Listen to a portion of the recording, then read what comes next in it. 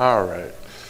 So for people at home, we did already do the call to order and roll call, pledge of allegiance. And now, does anybody want to make a motion to approve the minutes?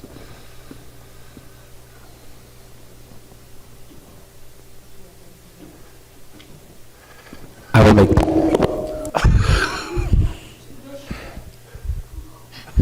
I will make that motion. Second. All in favor of approving the minutes for the January 28th meeting? All opposed?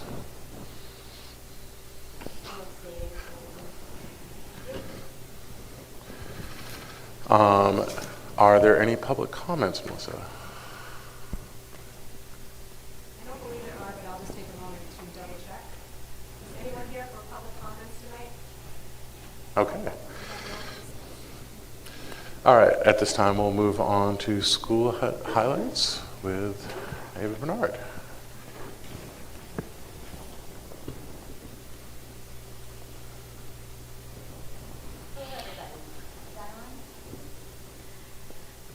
I think we'll go, ooh, yeah, there it is. All right. Good evening. So I'm going to do things a little differently this evening. You have my report, and I'm just going to ask you all if you have any questions, because I have some friends here from the Leadership Council of Athletics, and they have so much to share. I don't want to take any time away from them. So I'm going to give you a minute to see if you have any questions on some of the things that I wrote up for you.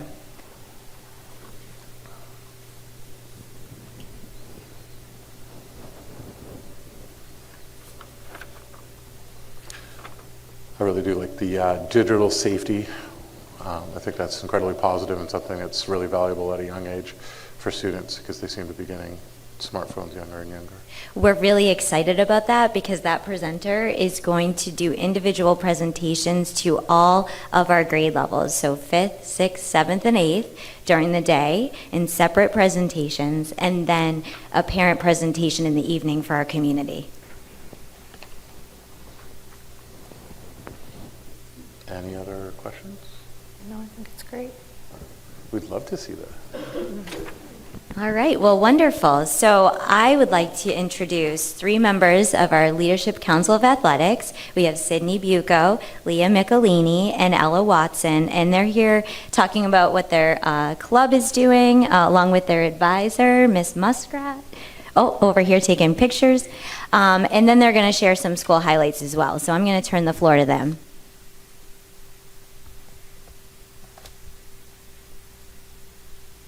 Good evening. My name is Leah Michelini, and I'm here with Sydney Bucco and Ella Watson. We are excited to present to you about our club, the Hampstead Middle School Leadership Council of Athletics, and the Hawk House. First, we would like to say thank you to the board for approving us to start this club. In October, after your approval, we met with our advisor, Miss Muskrat, and got straight to work, starting with something very important, our flag. I designed the flag, and Miss Muskrat helped us print it.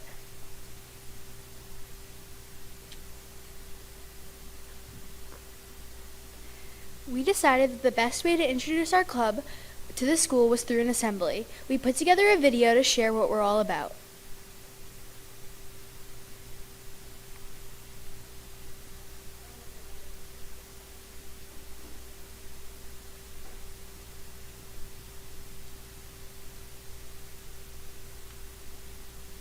LCA came and visited our school. Yeah, it sounded like a really cool club. And we wanted to try it out.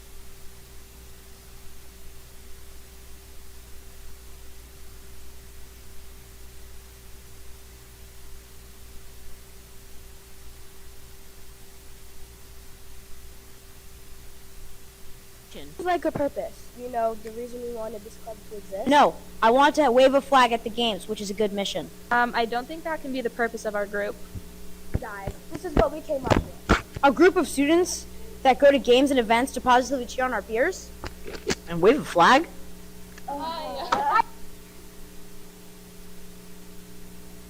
The Leadership Council of Athletics at Hampstead Middle School is a distinguished group of student athletes who exemplify strong leadership qualities.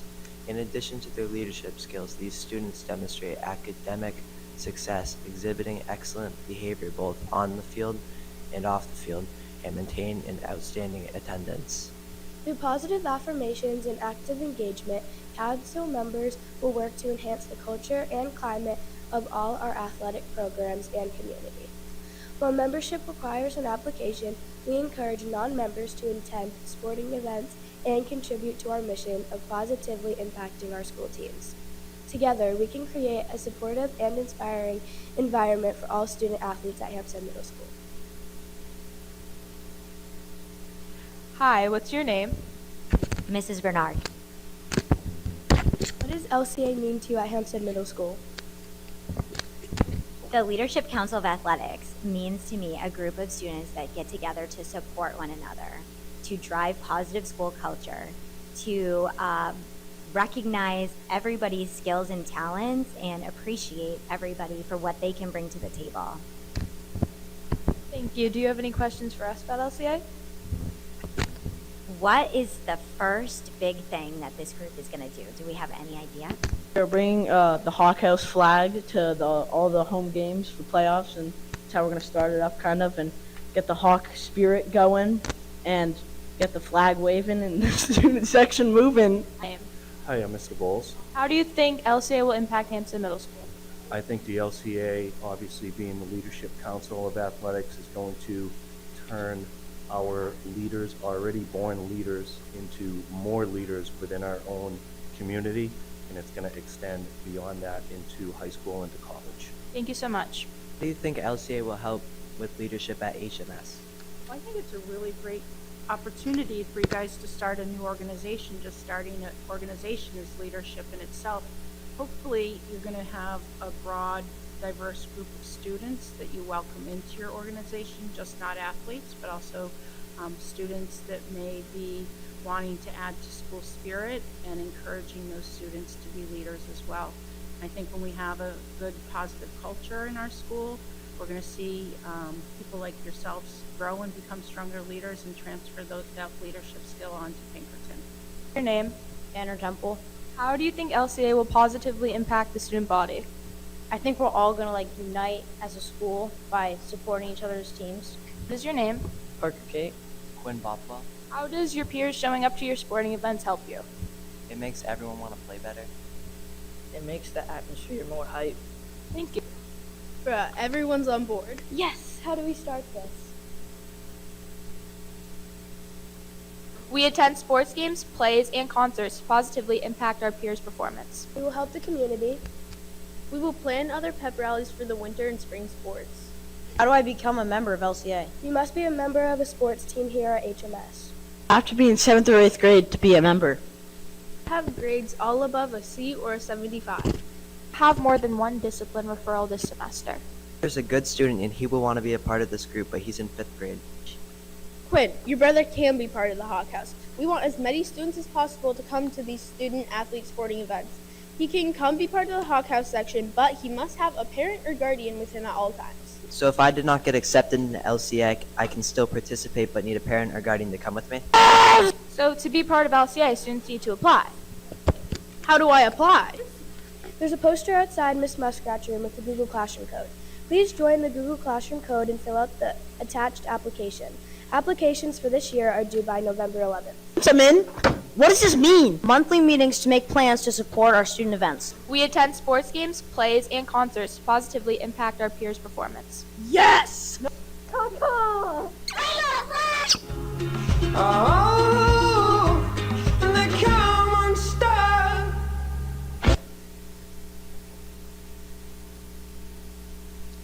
Then we held a flag inauguration to officially introduce our Hawk House flag.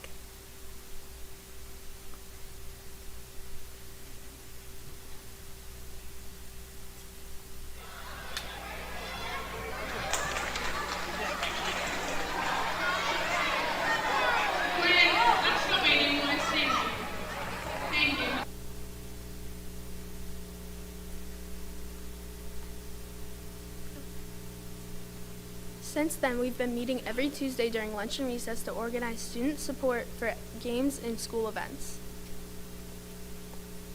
We made posters for the band and chorus concert, have attended basketball games, and are planning to be at the upcoming cheer competition and school play. Right now, we're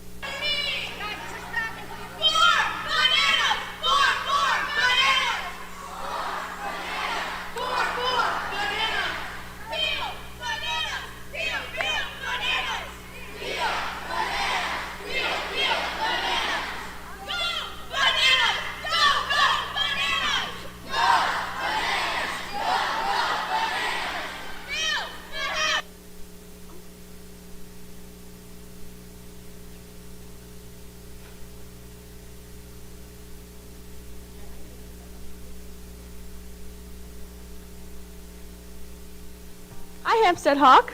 I've always wondered what your name is. Wait, do you not have a name? The LCA thinks the Hawk needs a name. I have one, Bob. No, I like Fred. Let's stop fighting about the names and let the whole school decide. How about each advisory chooses a name that will best fit our Hawk? After each advisory chooses a name, they'll fill out a Google form.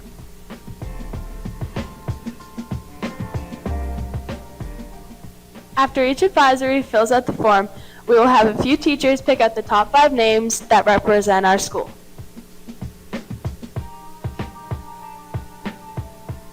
After that, a new Google form will be sent out and students will get to pick out of the top 5 names.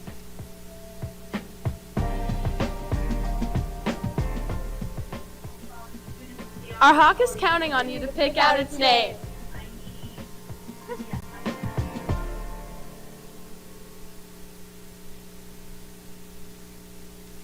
Students will create and vote on a name for the school's mascot that reflects the values of respect and responsibility while building school pride. So who can participate? It's open to all middle school students. Entries can be submitted individually or in teams up to 3.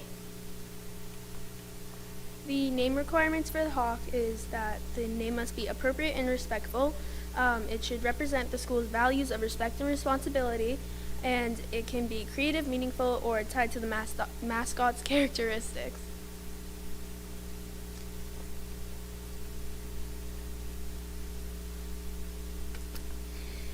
The winning name is advisory. The advisory who submit the chosen name receives a school spirit gear kit. The advisory who submit the chosen name will receive a school spirit gear kit, special recognition certificate, and a donut party complete with a visit from the newly named Hawk. All name submissions must be school appropriate and honor school spirit. Students submit their best ideas on time and participate fairly in voting. Let's find the perfect name for our mascot. We have reports from the basketball season. The boys A team ended the season with 9 wins and 6 losses. The boys B team had a tough season and ended the season with 0 wins and 12 losses. The girls A ended the season with 6 wins and 9 losses. The girls B team ended the season with 9 wins and 6 losses.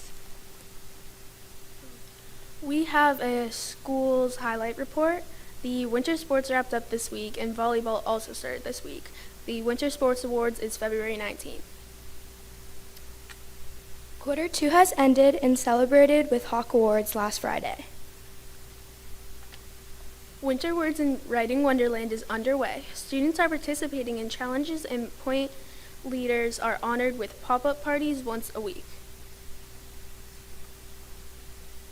Spirit Week is next week. The musical Seussical Junior is right around the corner, March 14th and 15th, and students are working hard to prepare for the show. Cheer got second at their last competition, and they have another one this weekend.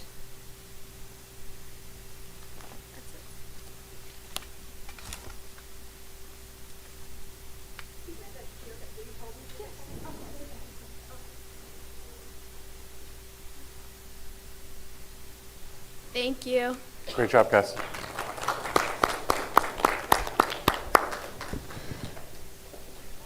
All right, and with Pinkerton School Heights, Fallon Roy.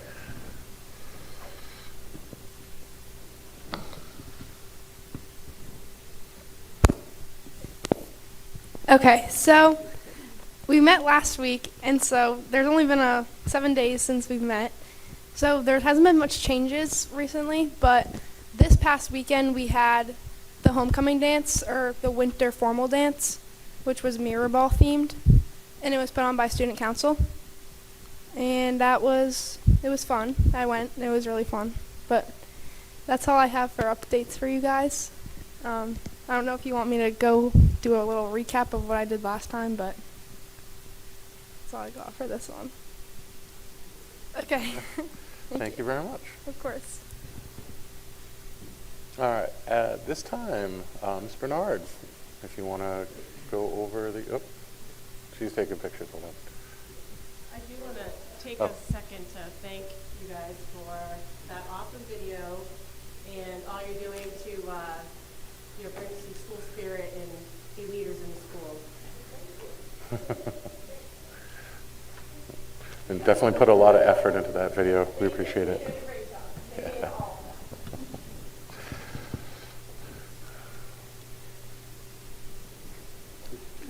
All right. And now, Ms. Bernard, if you want to go over the 25-26 HMS master schedule.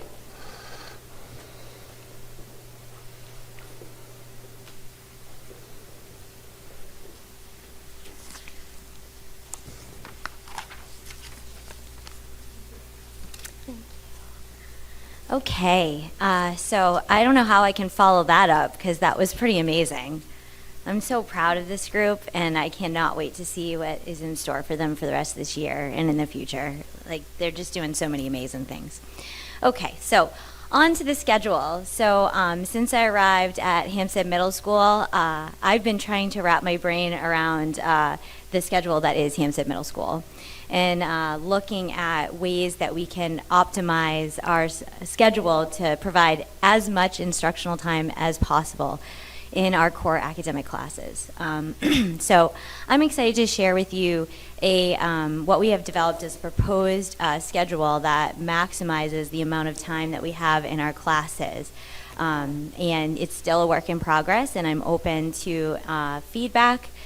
So as we go through this, if you have questions, don't hesitate to ask, because we're still, like I said, kind of ironing it out. So the changes, or in order, I guess, to be able to maximize class time, we had to look at a couple of things. We had to look at removing the X block, shortening advisory a little bit, but that gives our 5th grade classes full hour-long classes, which is really awesome, and I'll talk about that in a minute. Our 6th through 8th grade will have 48-minute classes with an additional core class, which will either be a version of STEAM or Spanish in the 7th and 8th grade. So we can go to the next one. So our current schedule, that's the screenshot of our current schedule. The pros to this schedule versus the proposed schedule that I'm going to put forth to you today is that it does have a longer flex block, and our advisory is slightly longer. And there is no UA overlap, and I'll explain what that is in the next schedule. We do have one time where our UAs in period 2 and 3 are going to overlap in the new schedule, which will present a little bit of a scheduling challenge. The cons, though, are we have the X block in our schedule right now in a couple of the grade levels that are smaller class size. And that becomes difficult because not all of our grades operate the same way when it comes to the X block. And it makes providing services for special ed students kind of confusing. And I don't feel that it's used necessarily with fidelity across all the grade levels. So I'd like to see that class time just go back into the original daily class. Our 7th and 8th grade students are in the hallways most of the time at the same time. That creates a lot of traffic, and it just makes it really hard when they're passing. I wouldn't say pushing and shoving, but it's just not optimal. Our fifth grade students have too many transitions throughout the day. I just feel like they're running around like crazy little people, and I want to give them time. I want to slow down their day a little bit and have a transition from central school to middle school. Our advanced Spanish this year was given in a flex block for half the year. What that meant is that a lot of our students weren't able to participate in enrichment or intervention because they were in the advanced Spanish for half a year. So this will take that out with the proposed schedule. Having Spanish as a UA, it makes it a little inconsistent in terms of trying to teach and trying to build off of skills when you're having it on one quarter, 1 year, and then another quarter and another year. There isn't really consistency there. And our UA teachers lack common planning in meeting time. As it is right now, we actually have to schedule that and provide coverage to get them to have this time to meet. And where they're the teachers in the school that see all of our students, I think it's really important for them to be able to meet together and to have time to meet with our counselors, admin, special ed, and they don't have the time that our core teachers have. So the new schedule will allow for that.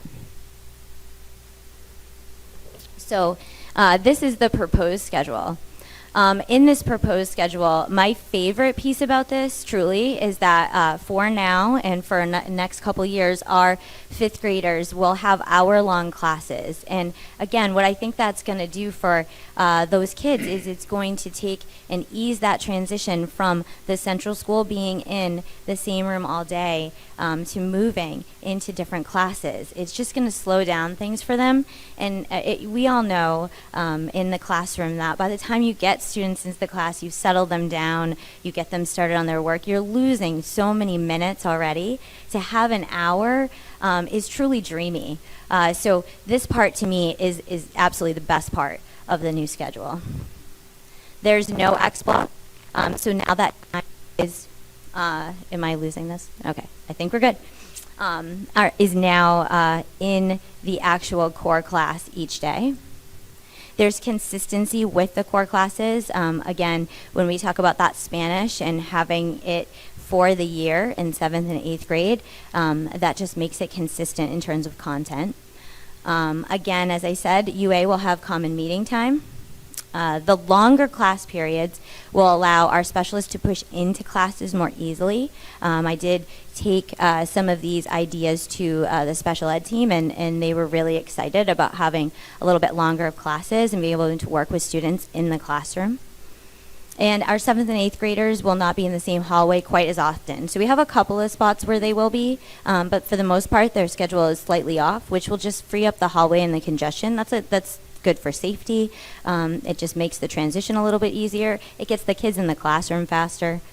The cons, again, are a shorter advisory, but with this, in talking to our advisory committee, we have a nice plan of taking early release days like tomorrow's early release, where we have an hour period at the end of the day, and utilizing that in advisory for school-wide projects.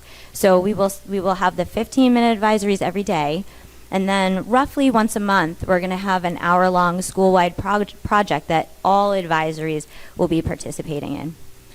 And again, as we said before, the UA overlap between periods 2 and 3 is about 10 minutes, which means we have to be creative when scheduling our UAs because all of our teachers will be utilized at the same time. It's not doable, it's just makes it a little bit more challenging there, but it is scheduled so that our smallest grades have the overlap, so that should make it a little bit easier when we're looking at the numbers. So with this, I have to thank our scheduling committee that's been working hard on this, and specifically Heather Mayu, who has spent countless hours at home workshopping this. She has a brain for these details, and I am tremendously thankful for the effort that she has put into this schedule. So I just have to thank them. I couldn't have done this. I couldn't have negotiated this. I don't have the brain power for it. So thank you to Heather. And I just want to take questions and feedback at this time.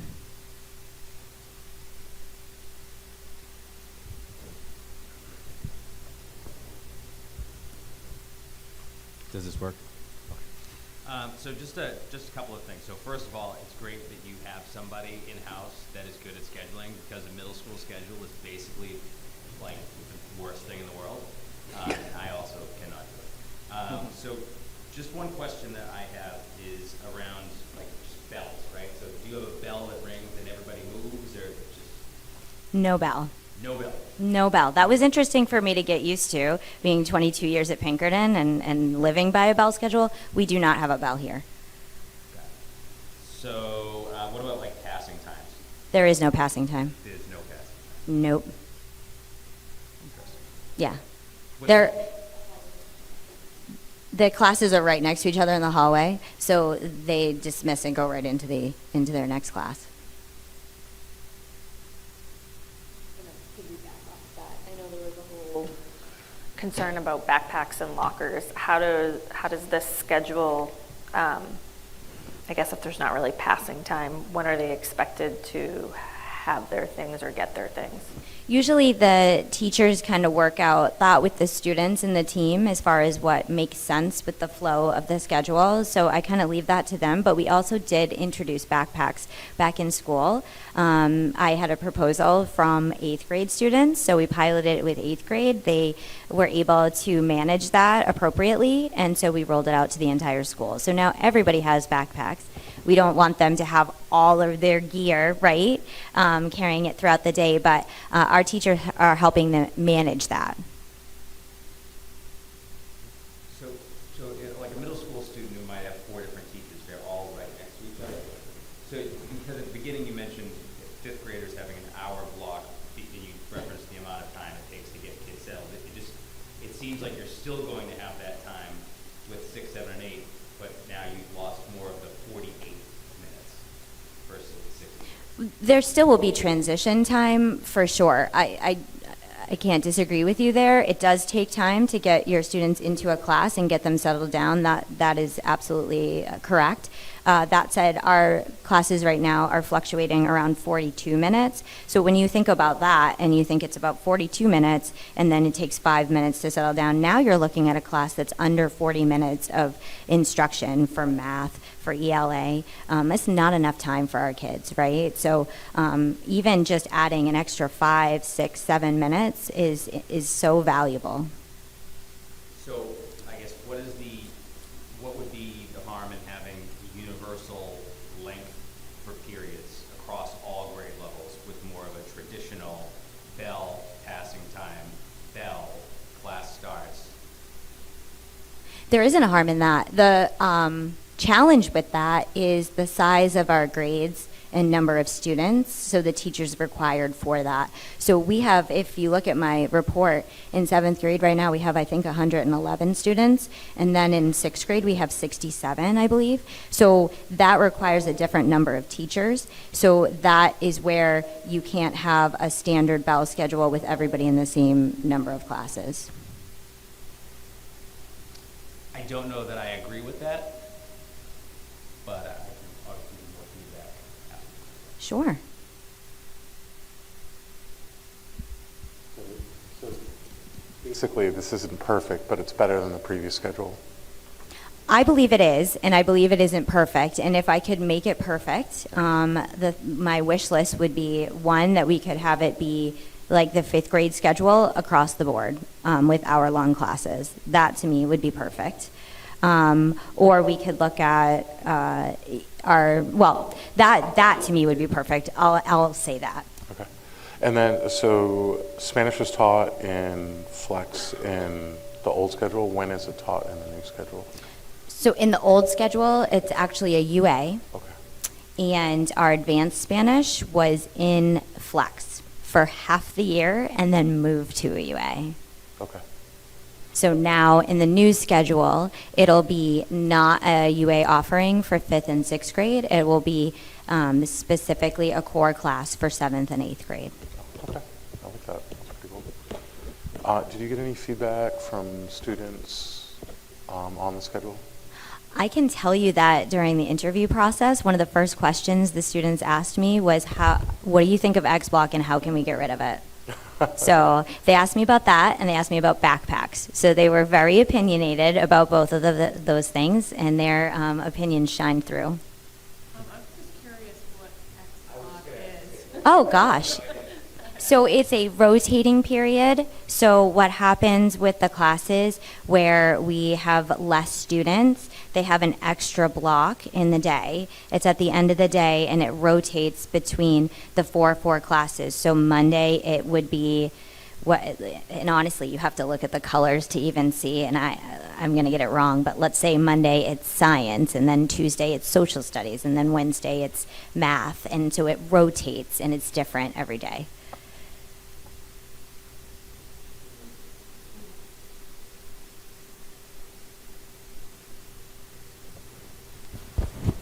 Anything else?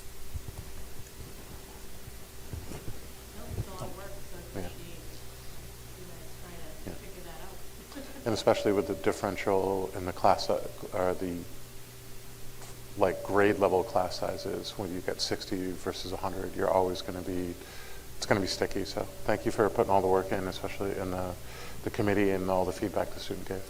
And can I just add too, and Rich had mentioned this, I've never seen a good middle school schedule ever. And I really think that this is a marked improvement over the current schedule, and I give Amy a lot of credit. There's a general unspoken rule that a first-year principal comes in and you live the master schedule for the year, and then year 2, you get your team together and you look for, to make changes that you put in place year 3. And the fact that Amy came in, in her entry meetings, she heard a lot of feedback from all of the stakeholders about the schedule. She leaned into the folks into the building who have lived it, who have lived through different ideations of the schedule.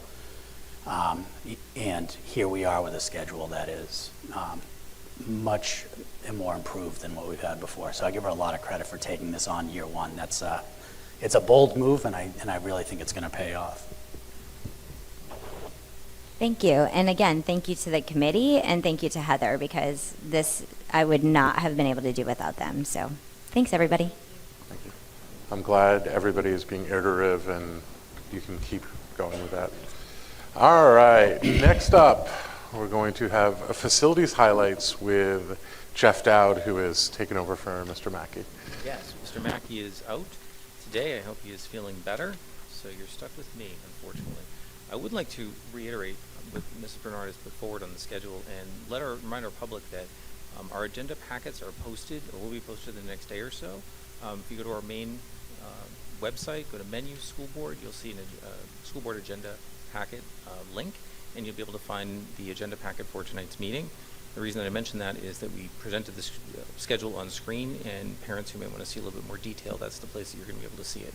And I will also say that I don't know how, but the schedule has been an issue since my oldest and your oldest, Mrs. Bernard's oldest, were in 5th grade or 6th grade. They're now in college. So this is a schedule that certainly is getting closer to fine and is able to address grade level specific needs. So I'm really, really impressed. So thank you for that. And it's allowing more class time as well, which is really something that we want. And that X block that we were talking about in the grade levels that are a little smaller, normally we would have maybe a 5 core class day. They would have to have that extra class. They might have math in the morning and math again in that next block in the afternoon. This just gives more time in the actual class time itself instead of kind of stretching it out to the end. So it certainly is a great improvement. So I will give you a little update on facilities and where we're at. Good, Nicole, thank you. So what have we been up to since the last facilities director update? Well, we have been providing typical ongoing support for cleaning and maintenance, snow removal, athletic events and setup, and weekend community events as we always do. During the holiday break, we were very happy to get some annual maintenance done on all 5 boilers. Some additional HVAC work and some light electrical work was also completed. So we were able to purchase a second plow this year through the budget process, and that has been working out very, very well. It's proven to be a very, very solid, huge asset to us and be able to keep our parking lots and driveways clean without having to rely on the town. It also allows us more flexibility because one of our plows is a dedicated sander as well, so we can have some flexibility there with what our needs tend to be. So have there been any unforeseen surprises? Well, we had a couple this year, and I'm happy to share them with the board, and we always do have some unbudgeted items that come up. We had a fire panel at the middle school here that needed some significant component replacement. It was $9,000. We have installed some vape sensors to the tune of about $4,000, and that was a collaboration between facilities and technology to get that equipment installed. We had a slide at HCS that needed to be replaced. That was $1,800. A little bit more on the line of septic plumbing, and we had a video scope due to a blockage, and that was about $2,500. And we had general HVAC repairs at both schools, which were a little bit above what we had anticipated at $5,000. What have we got on the radar coming up? Well, we know that we're going to need a riding mower for our district maintenance and groundskeeper that we had included in the budget this year originally, and it was taken out as a cost-saving measure, but we're going to end up having to purchase it anyway. We have had the benefit of a loaner, but it's a little bit smaller than what our capacity would require, and so we're going to have to find the money for it. We've located about $4,000 so far. We'll have about $12,000 more that we'll find out of the budget to be able to make that purchase. So from the two classroom addition that we did over at HCS, we have a couple things that are outstanding or that have come up since our last update. One of them is the HCS intercom system, which will require an update to accommodate the two new classrooms, and that's about $28,000, quite a bit. And it's a system that had been really working very, very well, reasonably well for us, I should say. And now, with the addition of the two additional classrooms, we do not have the ability to get those connected properly, and we're undertaking that work now. We're also going to be completing some fencing work at HCS, and we have some miscellaneous HVAC adjustments that are pending or undergoing review at the central school, and my most sincere appreciation to all of our staff and students who've been able to work through that.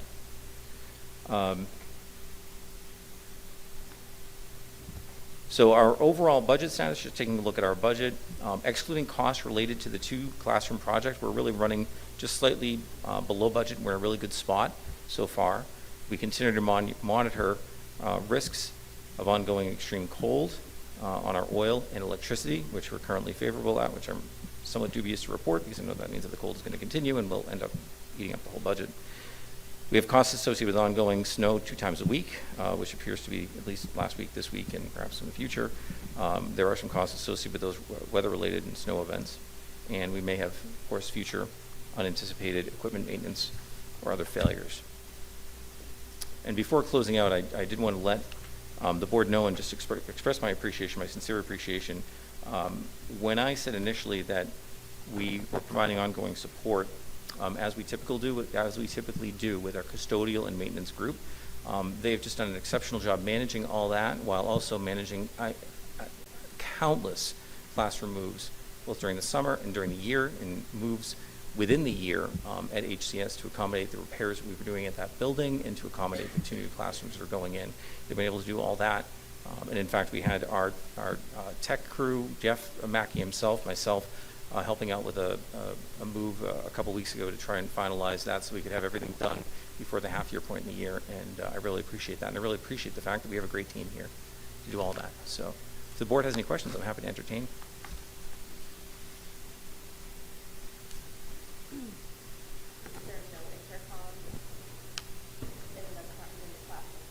They're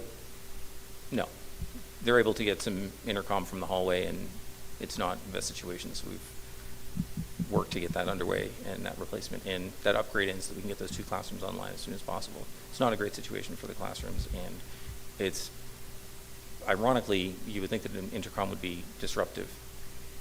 It turns out that not having an intercom is more disruptive because you have to make special accommodations to have a door open, have someone listening in another classroom, and it's just much more disruptive than we'd like it to be. And I certainly appreciate both the teachers who were in the classrooms without intercoms and those who were able to accommodate other students listening in their classroom as well, and hopefully we'll have that resolved soon. And this is a separate $20,000 some odd dollars than the recommendation for fix for that one issue, right? Which fix? The security fix. Homeland Security audit for the central school, the recommendation of that, the upgrade. Right. Are they 2 separate numbers, or are they together? We would be upgraded if we did this. So we wouldn't have to do that. We wouldn't have to pay 40,000. No, it's one number. One number, yeah. Yeah. Yeah, it is good, and it's unfortunate that we have to have it done now, but in a way, I'm very glad to see that these upgrades are going in place. So, any other questions? And it sounds like even with all of these, you're still doing good on the, still slightly below budget, so. We're keeping it in check, and that's great. I don't have a full estimate as to where we are on the 2 classroom addition project. It looks like that's under budget as well. That's why I've separated them out. This one's really that one-time warrant article item, and so we're looking for those. But we look like we're on or below budget there as well at this time. So I think because we've had some things that have needed additional attention, the billing tends to get held up to make sure that we're not paying more for that work now than we have to be. So bills are slowly trickling in as we wrap up that project. Any other questions? I really appreciate all the effort you're doing and Jeff's doing and the facilities people, and I really hope the voters appreciate them when their contract comes up for this year. I do as well. They're a very incredibly dedicated group that we have, and I'm so grateful. So thank you. Thank you, Jeff. All right. Next up is the second calendar read for 25-26 for Hampstead by Nicole. No, I don't have it on. You have it in your packets, the proposed calendar. Unfortunately, I don't have it as a slide to show you, but there's been no changes since the proposal at the last meeting. So I'm happy to answer any questions anyone has. And this still matches up with it? Yes, it matches. Our early release days match with, I believe there are 2 exceptions. Because of our parent-teacher conferences, we've moved one of them to the day before Thanksgiving, our early release, and we also moved, excuse me, our December early release to the Tuesday before the Christmas break.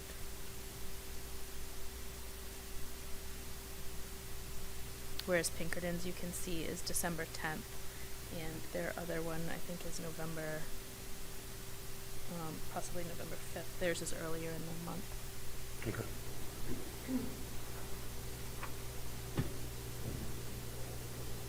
Does anybody have any additional questions? Would anybody like to make a motion to accept the 2025-26? Second.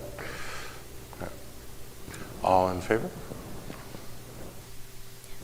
Thank you. Thank you. All right.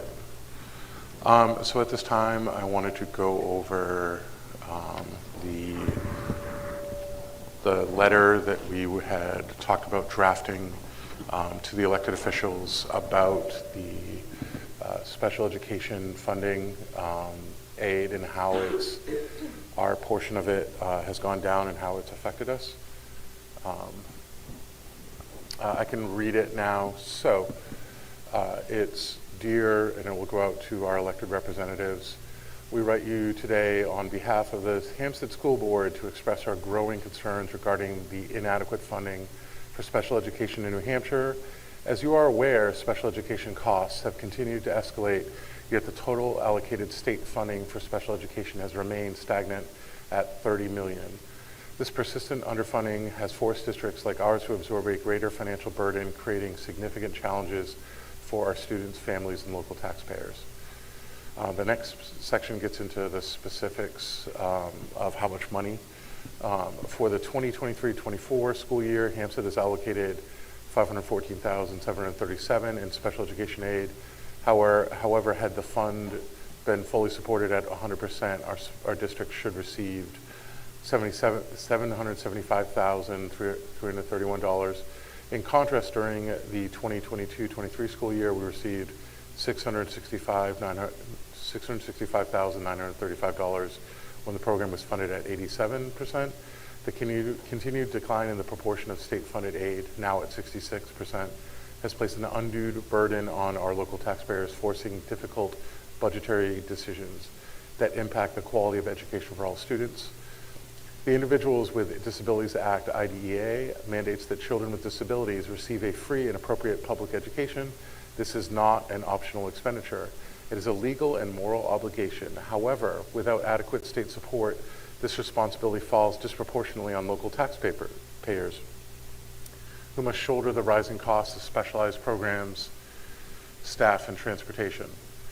One of the most pressing fiscal challenges we face is the cost of specialized transportation for students with disabilities.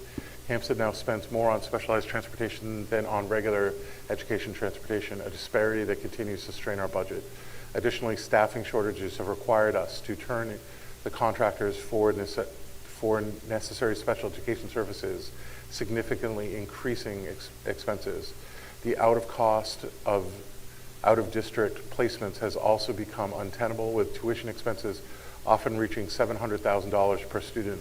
These costs are unsustainable without additional financial support from the state. We urge the state of New Hampshire to prioritize special education funding and provide additional resources to ensure that the needs of our most vulnerable students are met. This is not just a local issue, it is a collective responsibility that must be shared at the state level. We call upon to advocate for an increase in the total allocation of special education aid to reflect the true cost of providing these essential services. Without the support, districts across New Hampshire will continue to struggle, and the education of children with disabilities will be compromised. We appreciate your attention to this urgent matter and welcome the opportunity to discuss potential solutions. Please do not hesitate to reach out to us to further this conversation. Sincerely, the Hampstead School Board. So this is written from the school board, not from the school district, to hopefully make our representatives more aware.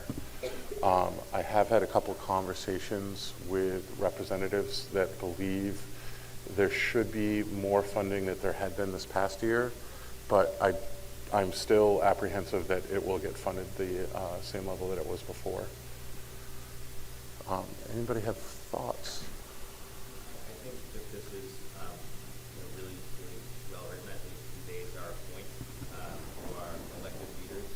One change that we might want to consider is the second to last paragraph, where it states continued struggle in the education of children with disabilities will be compromised.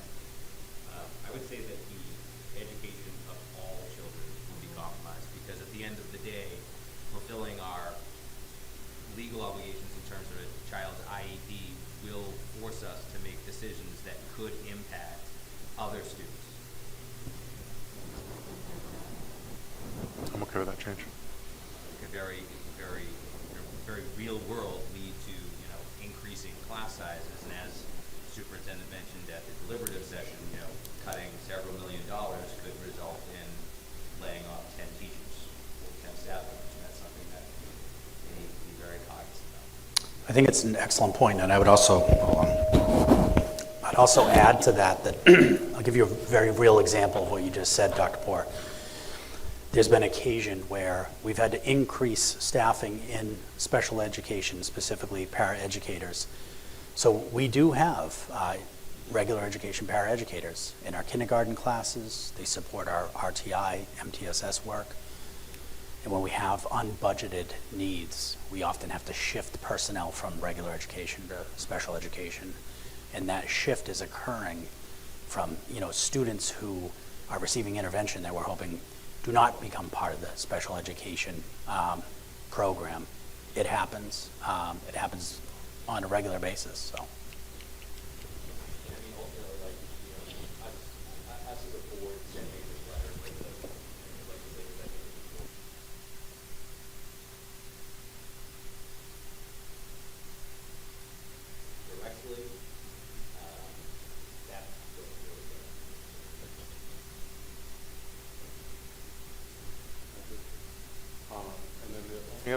The change that I would like to see is in the second paragraph that talks about how much money we got versus how much money we could have gotten. I would just like to see it that, it was funded at 66%, which got us $514,000. Had it been funded at 100%, we would have gotten this much, and do that for the last 2 years. So it's in a X plus Y equals Z, and then X plus Y last year equals Z, that kind of thing, to show what the difference is between the two, and then how much money more we had to spend the last 2 years than if it had been fully funded.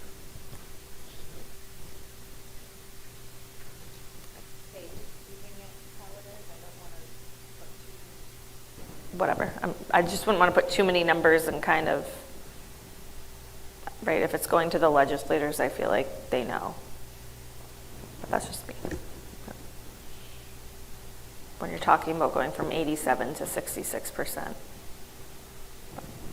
Yeah, I think I would need to see that written out I just don't want it to get too wordy. Yeah. Well, for me, we had to spend $231,000 more this year, and Yeah. it doesn't say that in there. And that's, for me, that's the number that I just keep coming back to, is that we had to, we're on the hook for $231,000 more. What's the percentage increase of that? Maybe we just give that percentage increase. I think the number of how much more we paid versus how much we would have paid if it was 100% is an important number. We're on the hook for $231,000 more. Well, we did it for this year, right? Because it says in 23-24, it was allocated at 514, and then had it been 100, it would have been 775,000, right? Yeah, but then you still have to do the math out. I just always want to make it, I just like having the language as accessible as possible.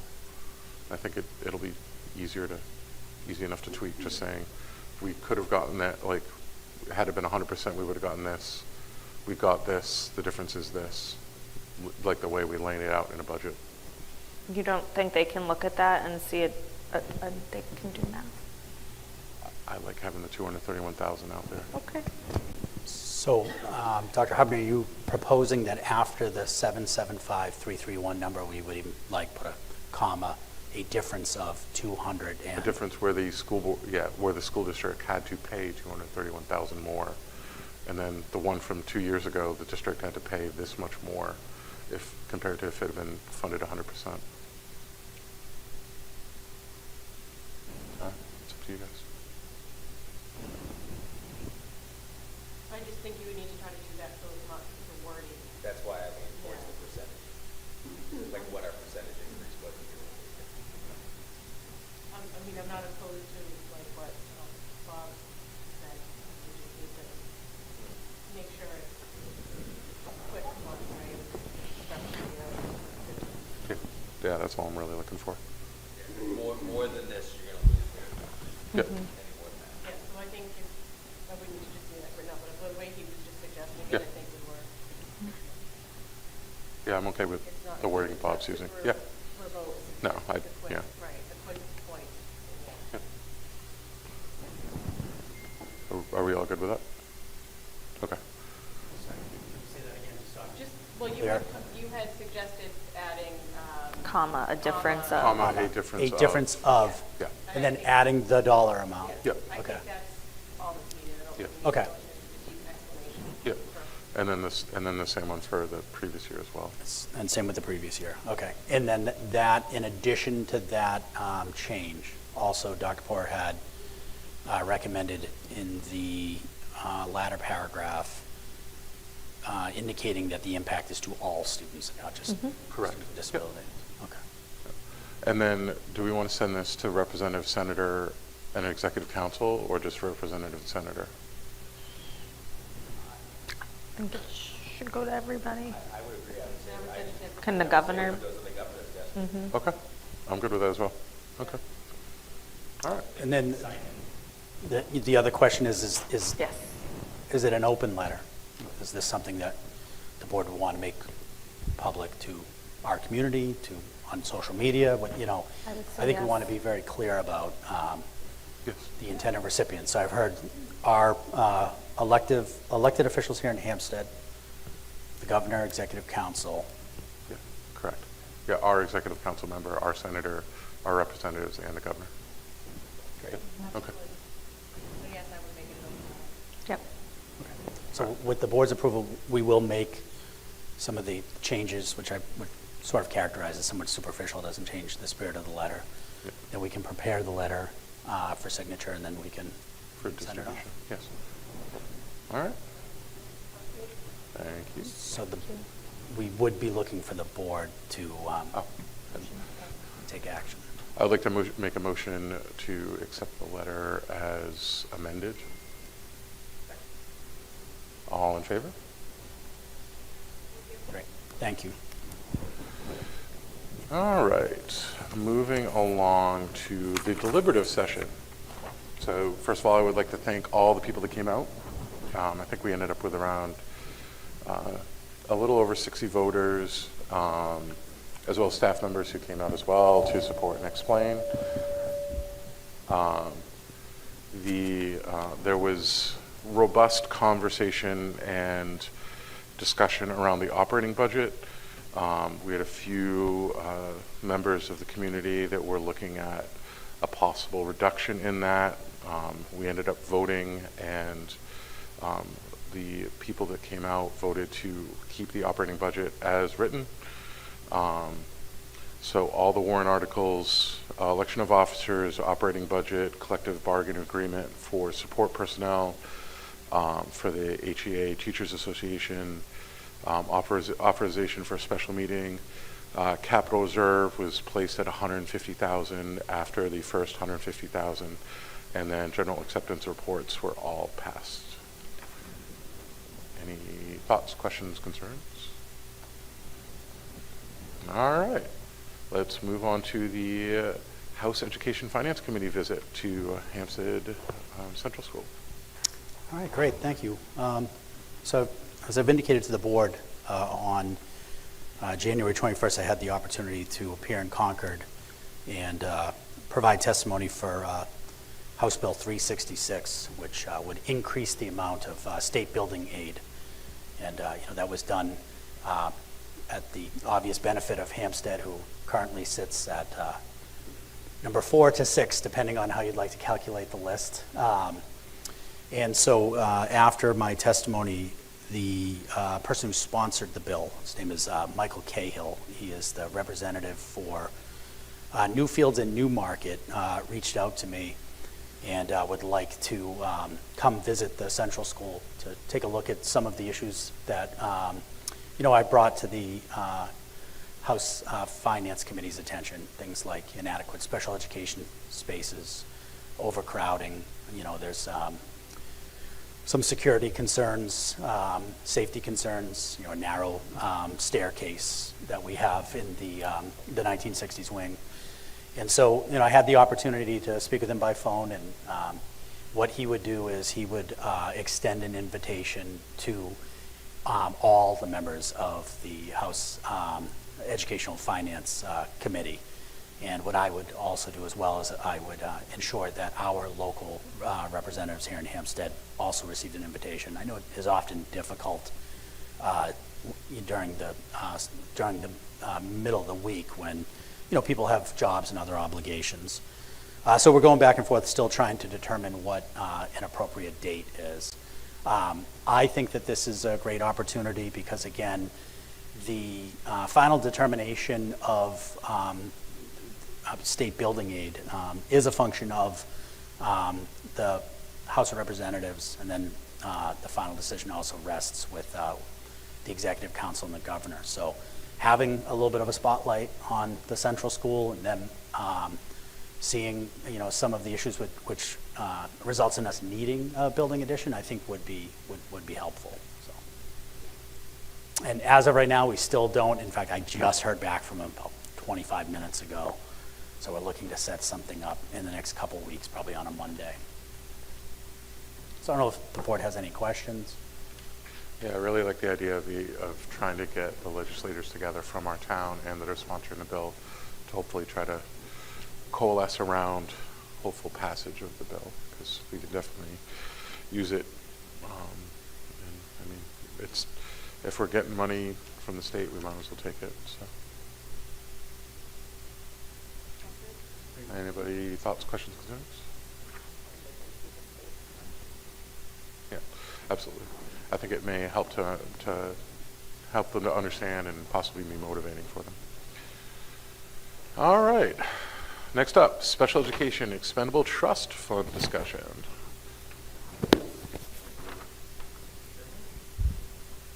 So I'm presenting this tonight at the request of the school board to understand and get a little bit of an overview on special education expendable reserve funds, expendable trust funds is how they're commonly known. So this is not, I'm just going to make a note, this is not something that's on the current warrant. This has nothing to do with the current ballot. This is just what the board is requesting to explore as a result probably of our budget process and of our process as we begin or as we finalize the ballot for this year. So the first question is, what is a special education expendable trust fund? Well, it's a reserve fund that's approved by the voters. The special education expendable trust funds are authorized under the terms of RSA 19820-C. There's an enabling legislation under RSA 35-1B, which specifically authorizes school districts to form special education, expendable trust funds for the purpose of funding special education needs. This would allow for future funding of unanticipated expenses. This offers some budgetary stability in an area of great fluctuation, especially in the past year or two, where there have been increases that I think have been very unexpected, and that's one way to be able to level off those unexpected increases. It operates similarly to our current district capital reserve fund, generally speaking. It's held, and I'll go into that a little bit more and you'll see, but if you think of it, it's almost parallel to that capital reserve fund in its structure. So what's the purpose of a special education expendable trust fund? The purpose is typically to cover costs associated with the education of students receiving special education services. Funds would be used to cover, at least this is how I would envision it. This is not a fund that we would go to if the district was out of money. We have a fund balance retention typically that we can lean on for that. This is something that I would envision us being able to lean on or exercise and release some funds from if we have unbudgeted or unanticipated special education related expenses. So that doesn't mean the district's out of money, that just means that those lines have been overspent or projected to be overspent. And that's when we would be able to, the board would be able to go through their process and draw from that fund to cover some of those expenses. It also allows for a buffer for years when costs escalate beyond anticipated need. So the question is, how and when would funds be spent? Well, we'd have to anticipate an over-expenditure. The district would have to anticipate an over-expenditure in those special education related budget lines. And that would result probably for an increase in need, increase in costs that just weren't anticipated at the time that we scheduled the budget, that we finalized the budget. Typically, the school board is named as the agents to expend under these types of expendable trust funds. In order to spend or to release some of those funds, you'd have to have a public hearing with 7 days notice. There's a whole procedure for that. Funds are held by the trustees of the trust funds pursuant to RSA 3122 and dispersed to the district upon proper approval. RSA 3122 speaks to how the trustees of the trust funds can hold district funds like our capital reserve, for example. So what's the process for establishing a special education expendable trust fund? It's established through warrant article. The funding can come from direct appropriation. We could have a warrant article that said, could we raise and appropriate a certain amount of money to go into that special education expendable trust fund? Or it can be done as we do with capital reserve as an amount out of surplus, to say the first X amount out of surplus goes to perhaps capital reserve, the next, or however you want to do it, but if you had money left over from surplus, it could come out of that as well to fund that type of fund. And I have sample language for the warrant that follows. I don't anticipate, I'm not suggesting that the school board put forward a warrant next year on this. However, sometimes the warrants can be very informative as to how these are structured. So if you would, this is what I would envision a sample warrant to appear and look like. Shall the voters of the Hampstead School District vote to establish a special education reserve fund under the provisions of RSA 19820-C for the purpose of educating students with educational disabilities, and to raise and appropriate the sum of X to be placed in this fund, and to designate the school board as agents to expend. So that would be an example of an initial warrant article to set up this sort of expendable trust fund. And sometimes looking at the warrant article tells us a lot about what is going on, how the sausage is made, if you will, who are the agents to expend, what would the name of it be, what's the purpose of it, and that sort of thing. So I hope this is informative, and I don't know if the board has any questions. I'm happy to entertain anything you may have.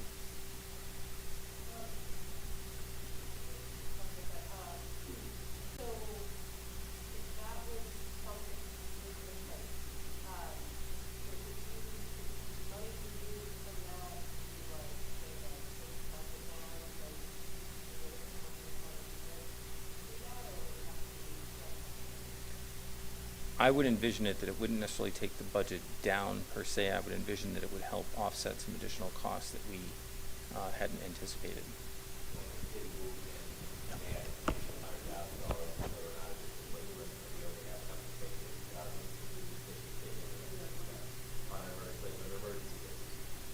And that's why I say I wouldn't envision this fund as one that we would be using if the district were completely, ready to exceed its budget and we've spent all of our money. I would see this as something that we would be dipping into only if the special education lines were, in an unforeseen way, going to blow the budget, go over the budget, due to those unforeseen potential needs. That's right. Yeah. And it's really tough because it's really tough. I'll share with you that there are districts surrounding us that have had these in place, that they've funded them over the course of a number of years. And the increases that we've seen, especially in transportation, over the past 2 years, and really it's not necessarily pricing, that's part of it, it's just the structure. And they've really used a lot of the funds, if not all the funds, in their trust funds, in their expendable trust funds. And, having, lived this in another district, the example you give is spot on. In the spring, you have a student move-in program is a couple $100,000. The piece that can be tricky is the district comes forward expressing a need to utilize the trust, and oftentimes the specifics around the need for it can't really be discussed because we're talking about an individual student. So we have to be very mindful of our obligations under FERPA, and you would come and say, for unanticipated expenses in our out-of-district line or transportation line, without compromising any of the privacy of the students who those funds might be utilized for. Yeah. Rick, go ahead. So at this point, it's basically too late to establish this year. Correct. We would want to look at next year. Yep. So we get this on the warrant, we say, okay, we're going to put $50,000 or whatever. And then say the next year we would just add to the warrant how much we want to add to it again. Correct, and how you want to fund it. If it's a direct appropriation or if it's something that we're going to use if we have surplus to cover it. I would be inclined to do that the same way we do it as a capital reserve, because it's not, again, asking actually more money, because that's kind of what the reason was, we would be doing that. Now, can you order it? So, for example, capital reserve, and if capital reserve is funded, then special education trust is funded afterwards. Does that make sense? You could. Yeah. The tricky part from a voter perspective is that when we have contingencies like that, they get very Wordy. wordy. So what would happen if we had 150,000 for the capital reserve, 50,000 for special education after the initial 150,000, but we don't have enough to fund both? Then the Department of Revenue Administration would disallow whatever was last, if that makes sense. So they would say, well, okay, so you've got, same thing with our capital reserve. If we have 150,000 of surplus, anything above that can be contributed to the capital reserve, and this year it has to be another 150,000. But they would look at it like you don't have enough surplus available to cover all of the things that you've elected. Okay, so it just returns? It just wouldn't be allowed. They would basically not allow us to fund Okay. it. An example would be that if we had a capital reserve warrant article, which we've had in years past, that would fund the capital reserve with $1 million out of surplus, out of our unencumbered fund balance, over $150,000. If we only have, let's say, $892,000 available to fund it, the DRA cuts us off, and they'll just hold us to the 892,000 number, if that makes sense. So it would be the same thing with special education expendable trust. If we didn't have the money for it, they wouldn't allow it. And so you could look at the ordering of it, which one do we want first, which one do we want second. You could also play around with it depending on the numbers that you wanted to contribute, that maybe the first 150,000, after the first 150,000, you'd have a contribution to capital reserve, but maybe after the first 50,000, you'd have a contribution to the expendable trust fund. Yep. But we want to be careful on the wording, and we can certainly get through that and find the clearest way to get that on the ballot, if that's something. Yeah, and look at what other people have done. Rich, what do you got? I was gonna say, like, maybe quarterly between now and, let's say, the holidays. Maybe if Melissa could prepare like a quarterly report that talks about any price escalation or just unexpected costs that pop up for transportation or other special ed type things. That would give us a better idea of how to, if we decide to proceed with this next year, how we want to structure that first warrant. Or we could look at historically, like over the last 10 years, Yeah, no, something I like that. Yeah. think she should start tracking this year now. Okay. The only thing with that is with the kind of FERPA thing and. Yeah. Not specific hits, just like, hey, we had 2 move-ins this year that required out-of-district placement of $200,000 that we weren't planning. And the year before we had 3. Yeah. And I do think that because we foot the bill directly to Pinkerton, we are slightly more susceptible than, say, some other districts. I do think how the vote goes in March for capital reserve, for the stuff that is on the warrant, I think will be helpful in figuring out what we might do next year with how much support we do have. So.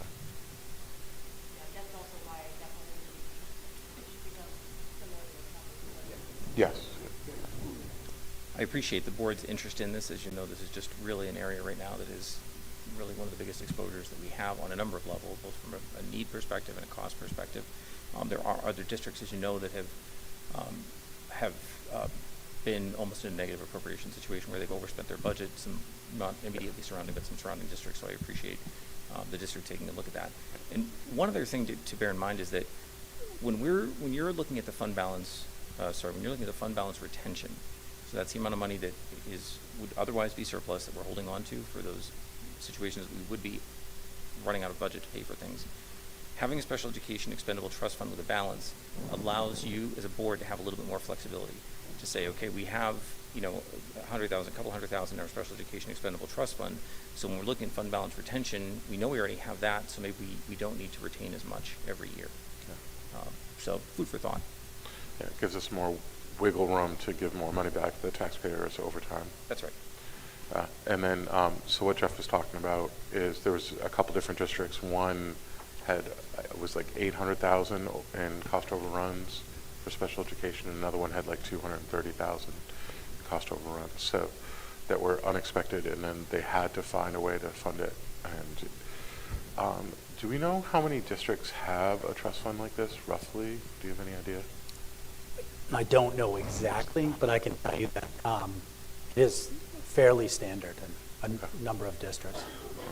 And I know, like, there had been previous discussion, that the board was really focusing on the capital reserve fund. That was a priority, and it continues to be a priority. We need another addition. However, now with the 2 classroom addition, it's taken a little bit of the pressure off. So now to add into the fold some additional priorities, especially the special education funding, I think that the time to move on this is the right one.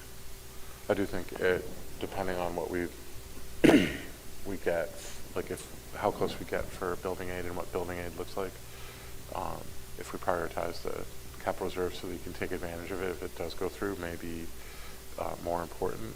But I think this is a wait and see, and we see what we look like in the fall.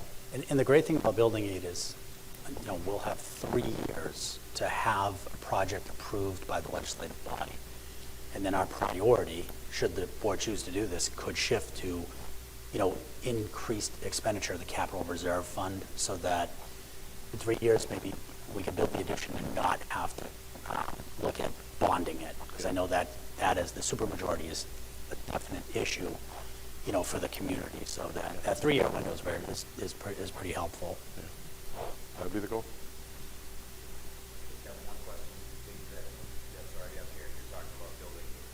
So if we ever get to the position 10 years down the road where we're running a special education program here in Hampstead that we are able to tuition into, are we able to place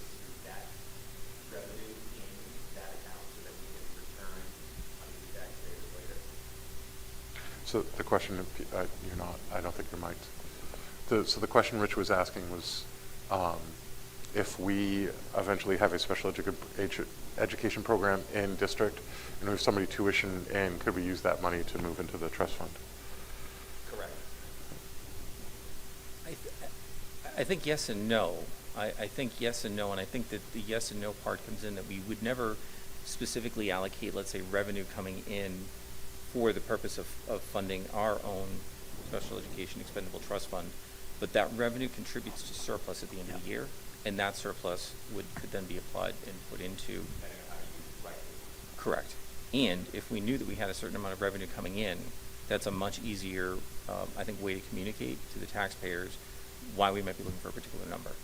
So if we know we have whatever coming in, 100,000, 50,000 coming in revenue, it's very easy to warrant time to say this is why we're looking to make a contribution, because this is what we have coming in for revenue. We look at amping some of those programs up so that we're decreasing our cost of out of district belong here. I'd love your ambition.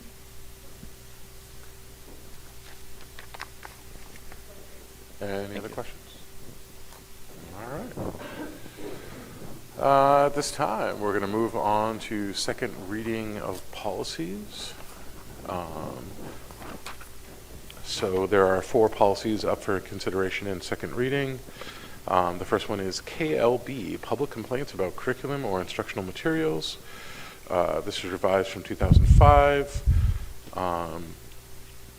And recommended is that this is repealed because it is duplicative from the next one, which is KEC, Recommendation of Instructional Materials. And this basically looks at if people have questions or concerns about curricular material, that their point of contact will be the building principal or director of curriculum designee. As of note, for people at home, our curriculum is posted online through the district website for people to take a look at if they have questions, concerns, and then they can refer to the central office or to the schools. Next one is IHBB Ventures Program. This was last revised in 2014. The proposed language rewrites the current policy, includes provisions for the criteria for the selection process by teachers, differentiated instruction practices, program goals, and methods to achieve such goals, and routine assessment cycles, while ensuring the policy aligns with the philosophy to meet our MTSS intervention programs. So this is to clearly outline the selection process for ventures to make it clear to the public. And then the last one is IIB, class size, last revised in 2012. This is revised to align with the new changes to the state level administrative rules 30617 class size, which is now coded under 306.14, which is student education ratios. So basically, and forgive me if I'm wrong, Bob, instead of saying a maximum class size, they're looking at student education ratios and the minimum standards for education. So revisions include abbreviated introduction and removal of August 15th deadline in favor of general deadline in August to present recommendations to the board if needed, specific to a number of teachers required as determined by new student registrations.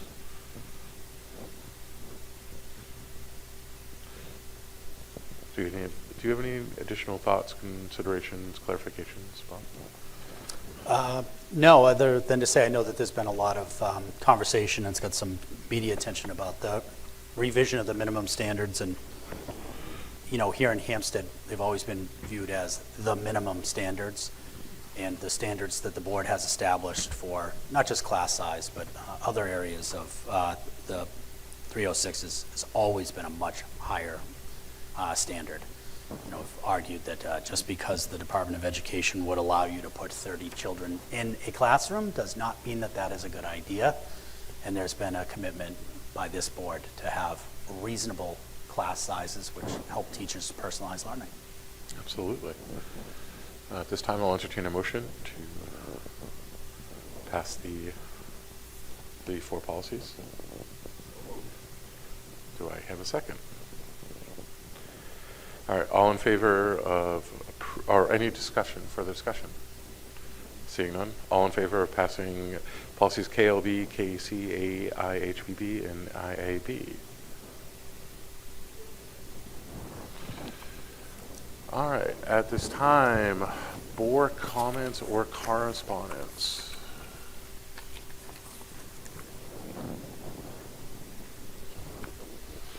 There was some robust conversations about the possible changes in minimum standards. There was something like 30,000 people that signed on online to go against removing personal literacy, computers, tech, getting rid of civic standards in history and social studies, foreign languages, a number of different things. It is still under consideration in Concord, so if you are concerned about that, you should expose it to your state legislators, because we don't know. State building aid, we're still waiting on. When it came to the special ed money, I'd said this before, but there has been public statements that it may increase in funding, but nothing is for certain on that as well. Anything else for board comments? All right, we'll move on to the personnel report. All right, there are no specific items under the personnel report, so moving on to the superintendent report. I do appreciate your comments, Dr. Hubner.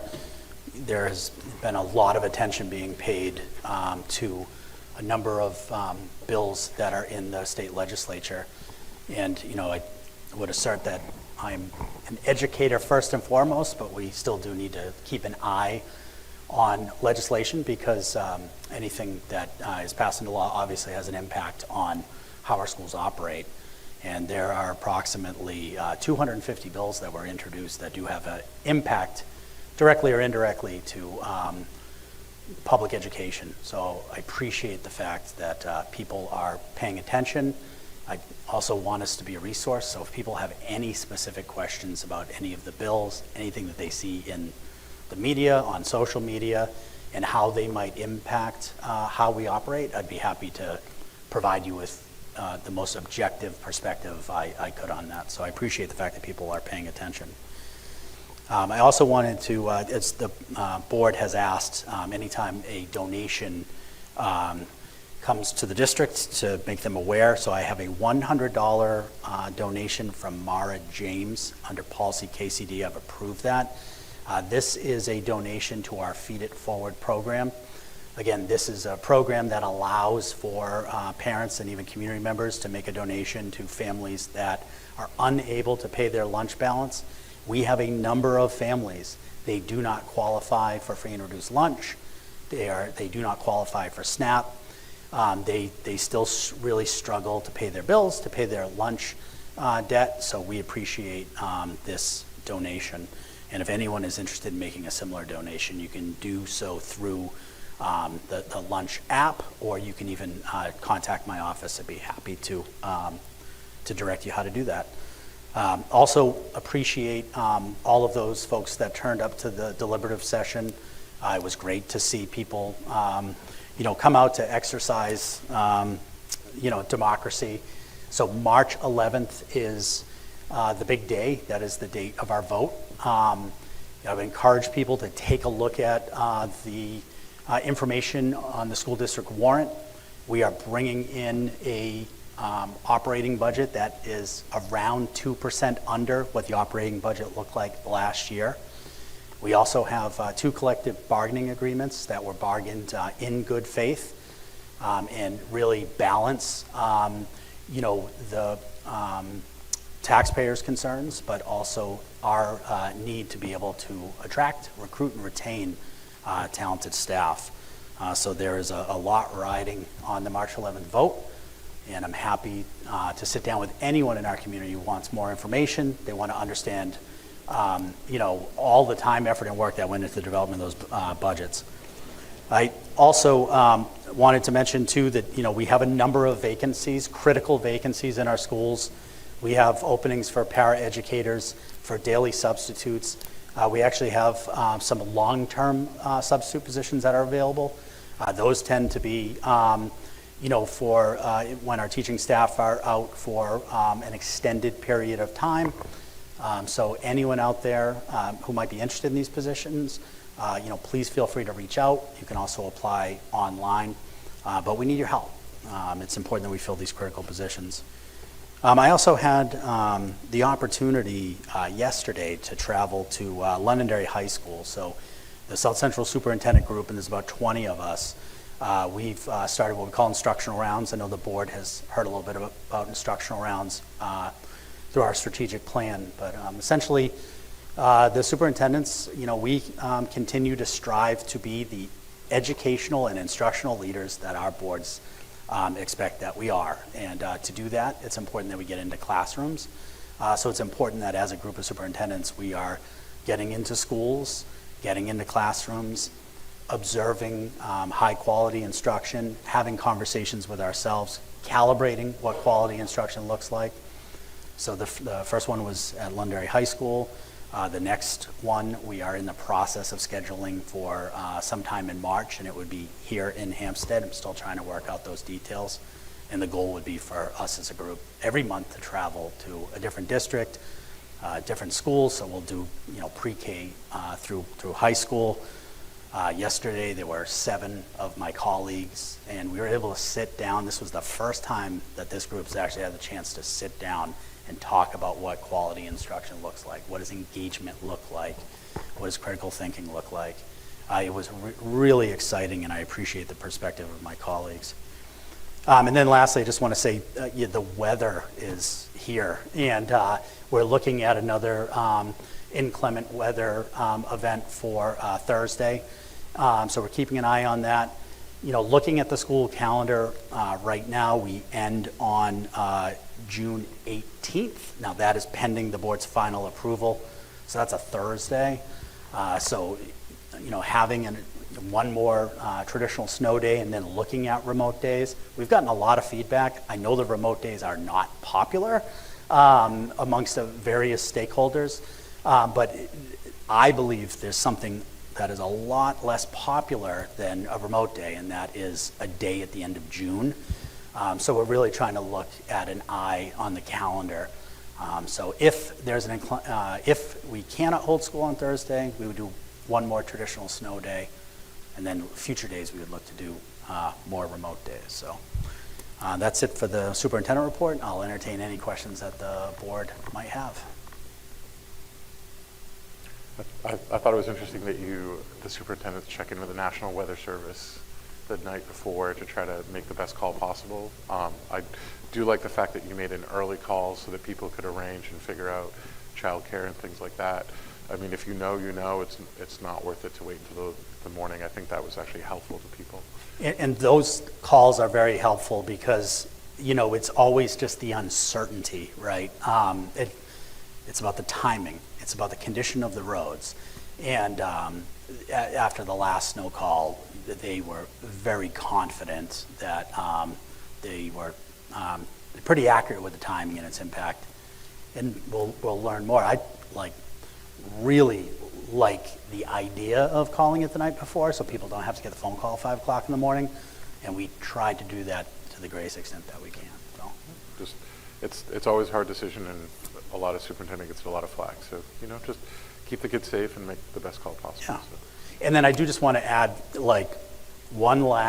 is the second goodbye for Erin. Thank you for stepping up at a critical time with the departure of David Smith and bringing the years of experience that you had to, a relatively new board. I think your leadership has been greatly appreciated. I truly appreciate the relationship we have. The thing I absolutely love the best is you are not afraid to share your opinion and your ideas with me. And we often agree, we sometimes disagree, but at the end of the day, we have a tremendous amount of respect. And we have always had the same goal, which is putting the needs of the students in our district first, and And I'm not going to really say goodbye because I just have this like sneaking feeling that you will be back at some point. But I do thank you, and I do value the work that you've done for the children of Hampstead. So. And piggybacking off that, it's greatly appreciated that you came back, because it was good to be on the board with the people that previously had been on the board, because it was really weird to me that I will be the longest serving board member coming next year, which is odd to me. But we got you appreciative stuff. Hold on, you gotta grab it from the bottom. But thank you for being a good fiscal steward, for asking the question that other people don't necessarily ask, and doing great things for our community. So, all right. Thank you guys very much. No problem. You know, it was really nice to meet you. Right? I was like, who's that guy? But, you know, yeah, I told people since, he's a great board member, like working with Missy again in a different capacity, and of course with Carl. So, and Andy, of course, too. So I really appreciate it. And you guys do a great job, and it's not always easy. And just keep up the good work, and, you know, doing what you do. Thank you. Well, on that note, we'll adjourn the meeting at 8:40. Thank you, everybody.